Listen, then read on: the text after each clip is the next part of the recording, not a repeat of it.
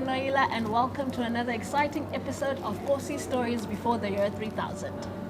Today we are joined by Dr. Musa Saurombe. Such a hard surname to pronounce. She's the youngest PhD graduate in Africa. Yes, that must be exciting.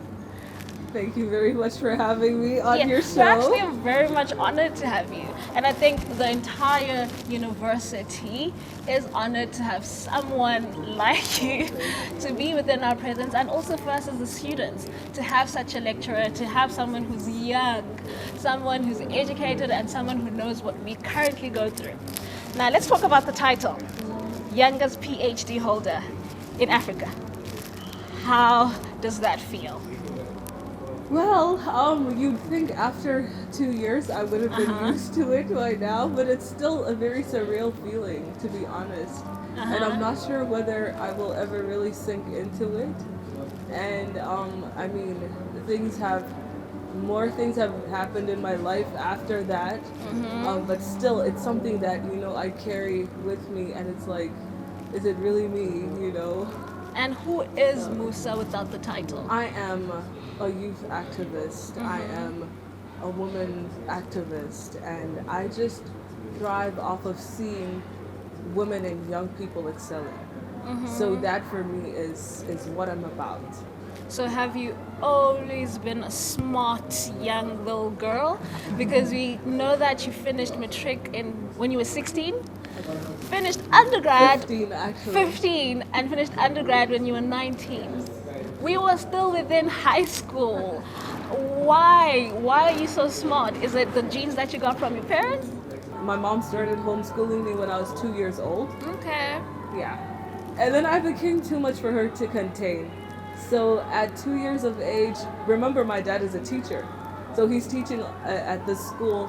And then my dad asked the management of the school whether they could allow me to start already, by the time I was 4, because I was too much for my mom to contain.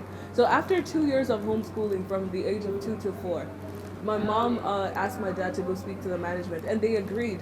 But the condition was that I would remain in grade R for until I'm maybe 6.5, so that the following year I would go to grade 1. But would you say that the fact that you were homeschooled actually assisted you to become who you are, even cognitively as a child? Do you think it helped you in terms of information processing? Absolutely. I really believe so, because there's so much that goes into homeschooling. Not only are you honing the cognitive ability of an individual or a child, you're also honing their behavioral patterns and characteristics, which is so necessary in actually allowing a child to cope with with academic content. So a lot of the time you find that you have a really inherently brilliant child, but because of the lack of character, behavior, it hinders their academic performance. Okay. So that in itself, because remember I was a hyperactive child, so my mom was struggling to contain me, but through that homeschooling process, she was able to inculcate an element of discipline in me. So that really helped to a large extent. You have children who are known to be most delinquent in schools, but they're some of the brightest kids, but they never make it so far because they haven't harnessed, their capacity, their mental capacity in a way that is not hindered or tempered by their behavioral deficiency. Okay, but financially now, in terms of how you grew up with your brothers, would you say that you had a comfortable childhood? Were your parents able to cater for each and everything that Musa wanted, even your brothers? Okay, so I would say, like I said, I've had my fair share of struggles, but my dad, I get the optimistic side of my personality from him. So he's an absolute believer. If he believes that if there's no money in the bank, but he believes it's there, somehow it happens. Okay. So that's my dad. So a lot of the things that, if you looked at what he was earning, and remember, I hadn't mentioned this before, but my mom left work a while ago, when we were still much younger. So for various reasons, So when she left work, there was one source of income in the family, and you know that a teacher's salary is not the most lucrative, Yeah. you know. So it wasn't the easiest thing. However, to be honest, we did get enough. Like it was never an issue of lacking. But if you looked at what my dad was earning compared to the life that we lived, it's very incongruent. And as a normal, ordinary person who's currently watching and they're currently like failing, basically, what would you say got you to where you are, and what impact does failure have in a person's life? If I look back at my own experience and I remember the failure and how abysmal and dire of a circumstance it felt at the time, I realized that had I not gotten up from that, picked myself up, dusted myself off, and moved forward from the failure, then I wouldn't be sitting where I am today. So in life, failure will come. It may be in the academic context, it may be in other contexts of life, but it's all about how you respond to the failure. If you're gonna keep sitting down, you will remain there. Yeah. But if you get up and you move forward, then you will progress in your life. And a lot of people do not know that you actually had a sit at the Golden Key International Executive Committee. Were you actually part of Golden Key? Let me first ask that. When you were studying. I still am a part of Golden Key. So I was inducted into the organization in 2015, of which that was at the beginning of the year. I received my invitation in March, and then towards the end of the year, they were having elections for the succeeding committee that was obviously going to take over from the one that was going to go out. And so someone within the committee recommended that I apply, and I thought to myself, I just joined like a few months ago, so it was really weird. But I went ahead, I applied, and then I got in as a service director. And thereafter, the following year, I came back again in the executive as vice president. So it was an interesting journey. And currently today, I heard that there's exciting news about recognition that you got from the organization. Yes. Please tell us about that. That was on the 30th of August, actually. That was the Friday before this last one. I was invited to receive an honorary member award that is in recognition of the three main pillars of the Golden Key organization or society that are academic excellence, leadership, and community service. So they felt that I've really been doing a good job at embodying all three, facets of what they stand for or believe in. Okay, well, we also want to know, basically, when you were growing up, your relationship with your peers. Did you ever have a love life? Like, at the age of 23, PhD, did this person ever date? That's actually really interesting. I get that question a lot. And I did date. Actually, probably throughout my studies, maybe I was only single for like a year or something.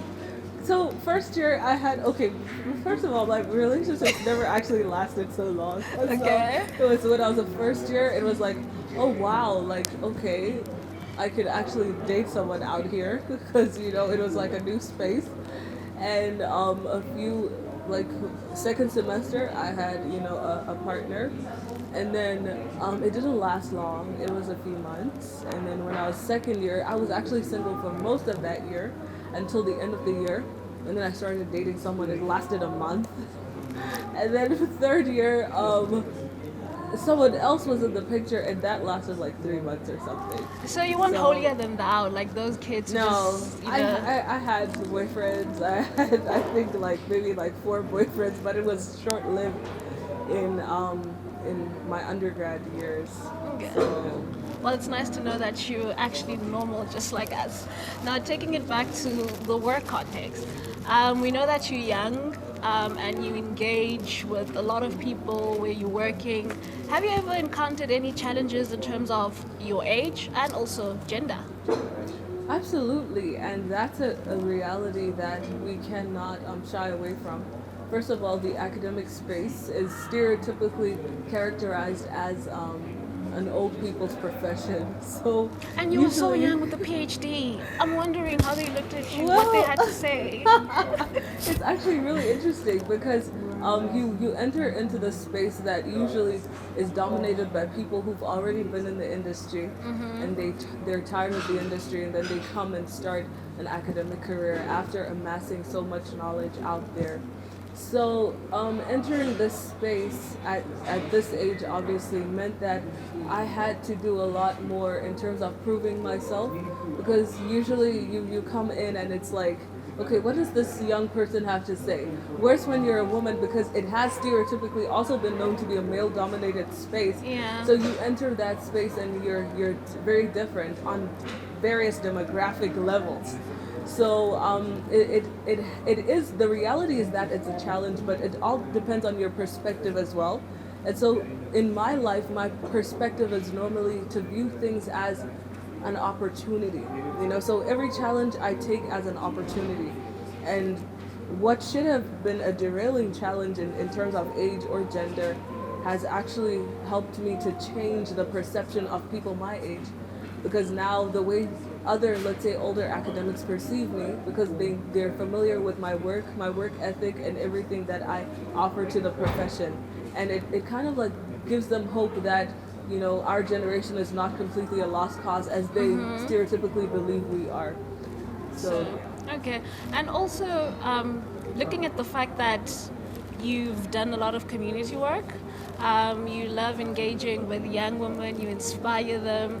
What definitions have people given you, especially with people who do like you, like myself, and people who don't? What definitions do people put?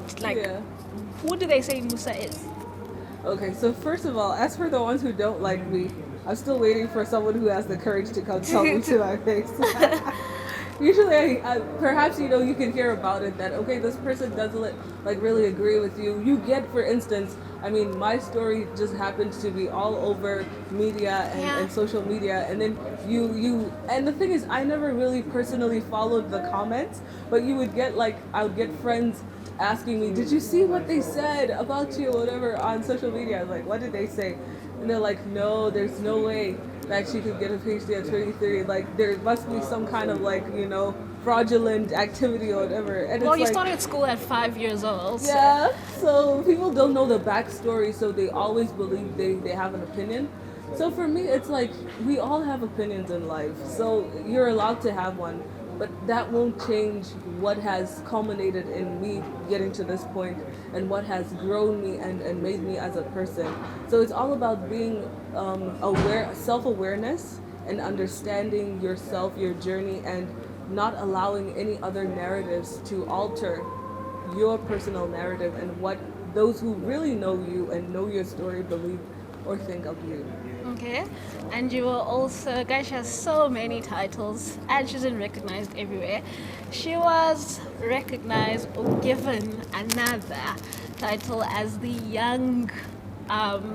youngest person of the year by APM last year. IPM, yes, the Institute for People Management. Yes, how did that feel? That was how did you guys, what was your selection criteria? But what did you think made them choose you? So IPM is, and if you know of SABPP, that is the South African Board for People's Practices. It is an HR body. It's, like accounting, they have their own governing bodies as well. And so for HR, you have your SABPP. And SABPP was birthed from IPM. So IPM is like the mother of the SABPP. And they have been following, my story and realizing all the contributions that I've made to the field of HR, industrial psychology. And on that account, they decided to honor me with the Young Leader of the Year CEO's Award, because they felt that I was really, making a significant impact in the field. But I really think you deserve it. Thank you. I really think you deserve it, because even as a person, when people hear about you, they put you on this pedestal, but then when they get to interact with you, you're actually very humble. It's been 2 years with this title, and you're still you. Now we want to know, what characteristics do you think you possess that makes you you? Okay, so if I'm to describe myself in maybe like a few words or even one, it would have to be resilient. Okay. Like, if there's one thing I have is resilience, which is why, and people, they ask, did you ever face challenges, getting to where you are now? And I told them, if I told you, and some people, they even go on to emulate and say, no, I wish I could have achieved something like that. Unless if I tell you about my struggle, you would take that back because it's not everyone who could go through some of the things that I had to go through and survive in order to get to where I am now. So I'm generally a very resilient person. That's my most prominent characteristic, very resilient, and I'm very optimistic. So I'm a believer. Like I believe in things that are not there. Like people sometimes think I'm ridiculous. And I remember even at one point when I told my mom that I would pursue this title, and she was like, "Oh, you've started. Here we go again." And I told her, "Mom, you're gonna see me in the newspaper and on TV." And she's like, "Oh my goodness," And I'm like, "Mom, wait and see." And she always refers to that even now. And she's like, "Remember how you used to say?" And I'm like, "You should learn to listen to me more often." So I'm very optimistic, and I speak things into life. I mean, I believe in speaking things into existence, and which is why I'm also a firm believer that we need to be very careful of the words we speak, especially about ourselves. Because there's so many people out there willing to say bad things about you. Those are called the naysayers in life. You'll always have them, but never be one of that party. Okay. Now I want to talk about something else, which is your accent. Were you a privileged child? Because you from Zimbabwe, but then you stayed in Botswana. Where are you privileged? The accent. I think students want. You see, that is another thing. Okay. So most people will think, Okay, so here's a short story of everything. My dad is a teacher, right? My dad is a teacher, and so he fortunately was teaching at private schools. He still does, even today. He teaches at private school. So the schools that my siblings and I went to in Botswana were private school, and the school that I went to was actually like British owned, American owned. Like the principal is American in high school, in primary school British. So they kind of like taught us to speak like this. Okay, now as South Africa, I watched your interview on The Real Talk with Anele, and I think as South Africans, we are actually waiting for the day that they say that Dr. Musa has won a Nobel Prize, right? So last question is, how do you think, or what work will get you there? Wow. I'm actually not sure how that's gonna happen, but I'd like to believe. Oh well, I hope I'm on the right track so far. Pretty much because I believe in also being multifaceted. So that is right now. Of course, I'm an academic, so a lot of my work entails research, entails lecturing, and so forth. However, the reason why I'm involved in all these other things is because it's so important for us not to be one-dimensional. So that's why I'm even involved in BRICS. I'm part of the South African BRICS Youth Association. Okay. And, that's besides my actual work responsibility. So that really helps in terms of visibility, exposure. I mean, when I was in Brazil this past week and I got back yesterday, I was interacting with brilliant minds from Brazil, Russia, India, China.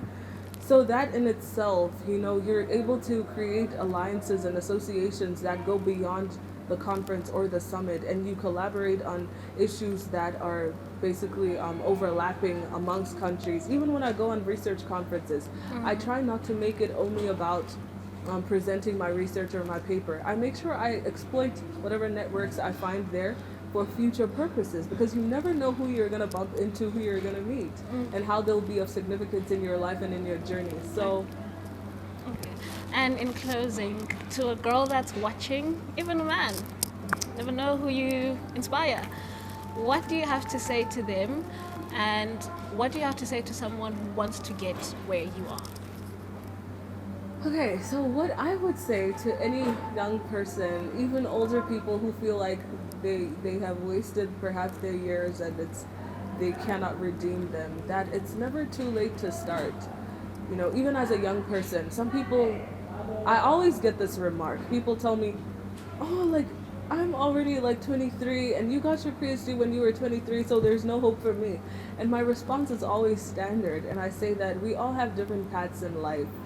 You know, you try and look at the other person's life and make their life a yardstick to yours, and then you realize they have a different question paper in life's examination.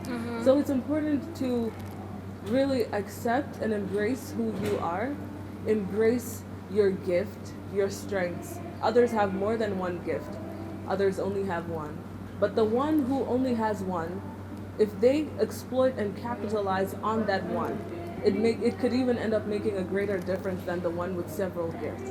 So it all depends on your perspective, how you view life, and it's important for young people to realize that at the end of the day, there's someone else who's supposed to benefit from whatever impact you make in this life. So it's important for us to set goals, which, you know, and in the beginning, I had set goals for myself, for my personal growth and development, and ended up realizing how it created a ripple effect. And like a lot of young people were inspired. And then I realized that I have a huge responsibility on my shoulders, you know, to actually ensure that I use whatever influence I have positively to make an impact. Because at the end of the day, everyone has influence. Yeah. The question is, what are you using your influence for?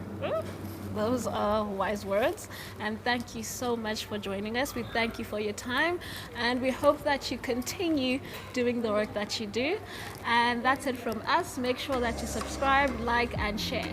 This is Kovsie Stories before the year 3000.